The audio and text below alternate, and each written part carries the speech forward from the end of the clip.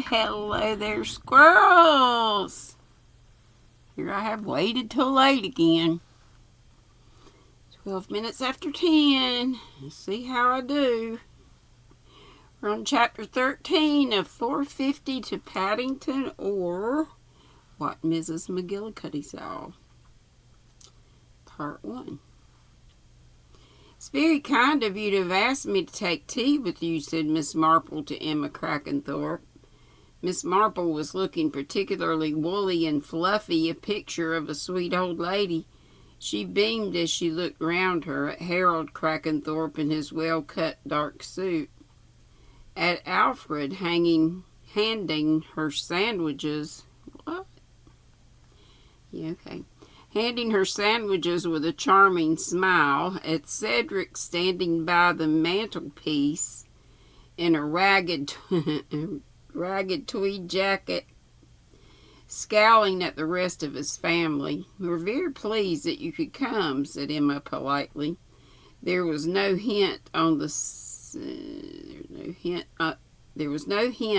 scene which had taken place after lunch that day, when Emma had exclaimed, "Dear me, I quite forgot.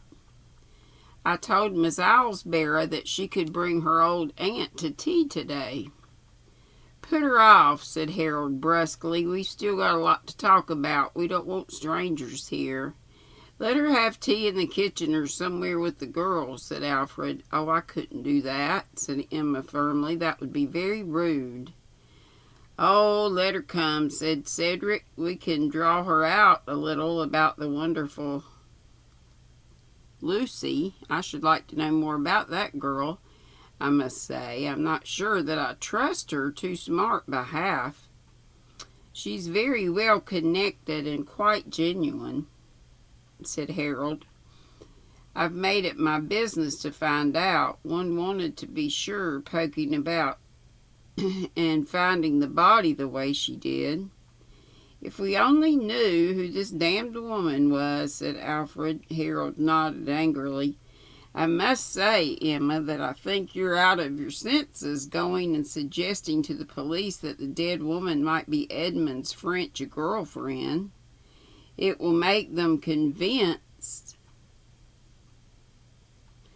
that she came here and that probably one or the other of us killed her." "Oh, no, Harold, don't exaggerate."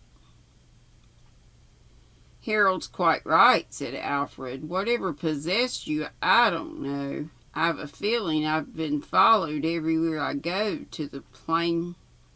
by the plainclothesman." "I told her not to do it," said Cedric. Then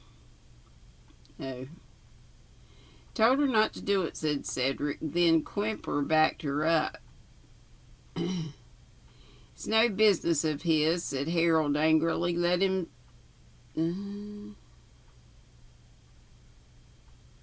stick to pills and powders and national health." "Oh, do stop quarreling," said Emma wearily. "I'm really glad this old Miss What's-her-name is coming to tea. It will do all of us good to have a stranger here, and be prevented from going over and over the same things again and again. I must go and tidy myself up a little." She left the room. "This Lucy Owlsbury," said Harold, and stopped. "As Cedric says, it's odd that she should nose about in the barn and go opening up a sarcophagus. Really a Herculean task. Perhaps we ought to take steps." Her attitude, I thought, was rather antagonistic at lunch. "Leave her to me," said Alfred. I'll soon find out if she's up to anything. I mean, why open up that sarcophagus? Perhaps she isn't really Lucy Owlsbury at all," suggested Cedric. "But what would be the point?" Harold looked suggested. perhaps she isn't really Lucy Osbear at all, suggested Cedric. But what would be the point? Harold looked thoroughly upset. Oh, damn. They looked at each other with worried faces. And here's this pestilential old woman coming to tea just when we want to think. We'll talk things over this evening, said Alfred. In the meantime, we'll pump the old aunt about Lucy. So Miss Marple had duly been fetched by Lucy and installed by the fire, and she was now smiling up at Alfred.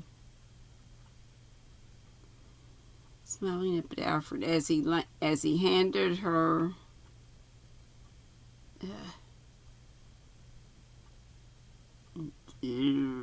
hate getting lost.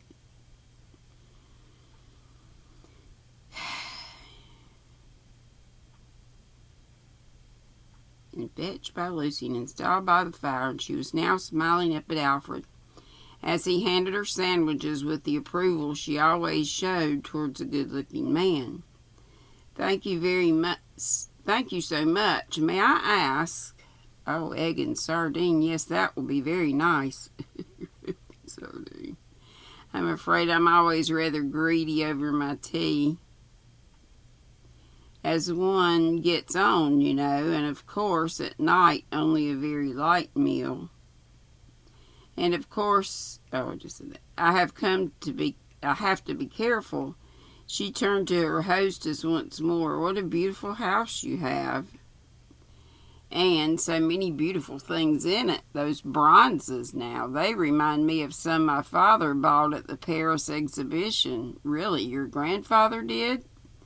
In the classical style, aren't they? Classical style, aren't they? Very handsome. How delightful for you having your brothers with you. So often families are scattered. India, though I suppose that is all done with now. And Africa, the west coast, such a bad climate.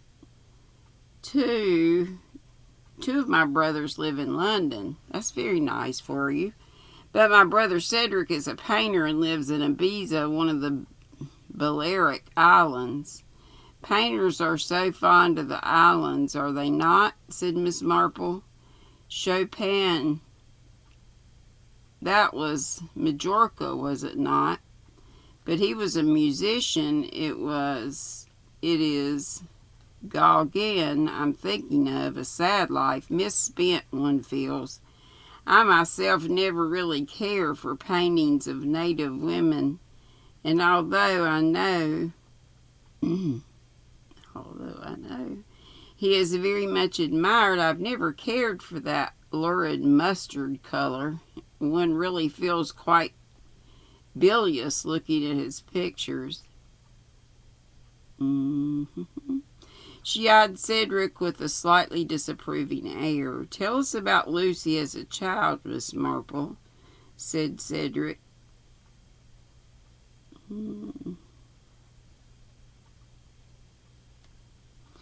She smiled up at him delightedly. Lucy was always so clever, she said. Yes, you were, dear. Now don't interrupt. Quite remarkable at arithmetic. Well, I remember when the butcher overcharged me for top side of beef. Miss Marple launched full steam ahead into reminiscences of Lucy's childhood, and from there to experiences of her own in village life. The stream of reminiscences were uninterrupted by the entry of Brian and the boys, rather wet and dirty as a result of their excited search for clues. Tea was brought in, and with it came Dr. Quimper, who raised his eyebrows slightly as he looked around after acknowledging his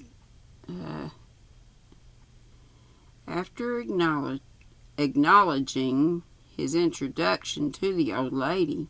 "Hope your father's not under the weather."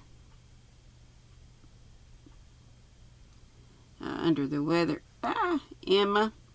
"Oh, no, that is, he was just a little tired this afternoon." "Avoiding visitors, I expect," said Miss Marple with a roguish smile. "How well I remember my own dear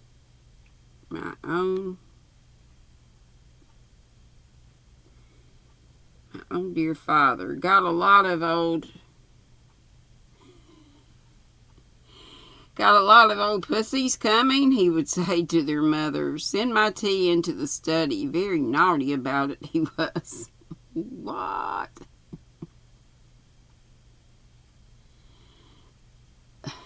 Whatever. "Please don't think," began Emma, but Cedric cut in. "It's always tea in the study when his dear sons come down."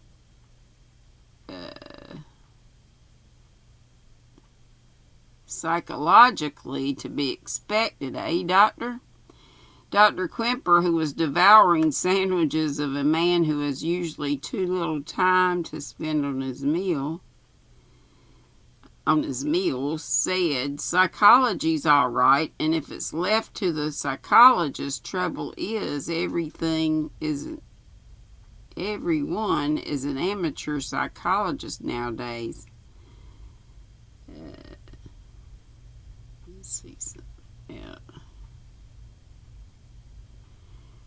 Nowadays, my patients tell me exactly what complexes and neuroses they're suffering from without giving me a chance to tell them. Thanks, Emma. I'll have another cup. No time for lunch today. A doctor's life, I always think, is so noble and self-sacrificing," said Miss Marple. You can't know many doctors," said Dr. Quimper. "Leeches they used to be called, and leeches they often are. At any rate, we do get paid nowadays, and the state sees to that. No sending of the bills that you know. The bills that you know won't ever be met. Trouble is that all one's patients are determined to get everything they can, but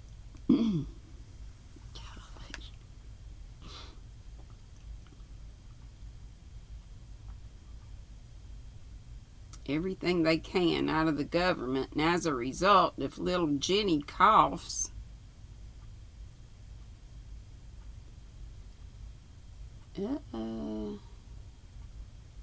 little Jenny coughs twice in the night, or little Tommy eats a couple of green apples, out the poor doctor has to come in the middle of the night.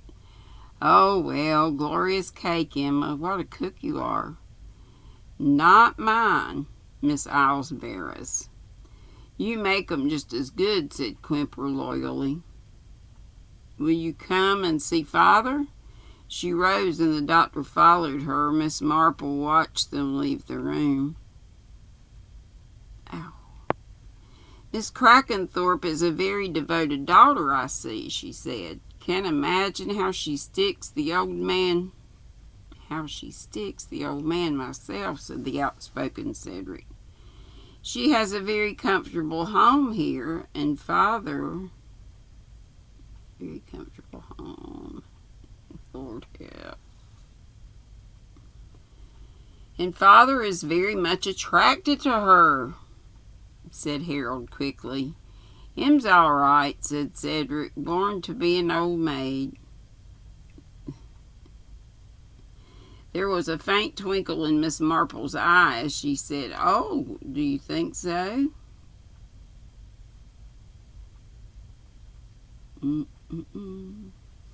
Harold said quickly, "My brother didn't use the term old maid in any derogatory sense, Miss Marple." "Oh, I wasn't offended," said Miss Marple. "I just wondered if he was right. I shouldn't say..." myself that Miss Crackenthorpe would be an old maid. She's the type, I think, that... I'm going to have to stop there, y'all. This is terrible. Sorry. I've got to get it this sooner. Love y'all. Be sweet, don't be ugly. If you made sense out of that. If not, I'll reread it. Love ya. Good night.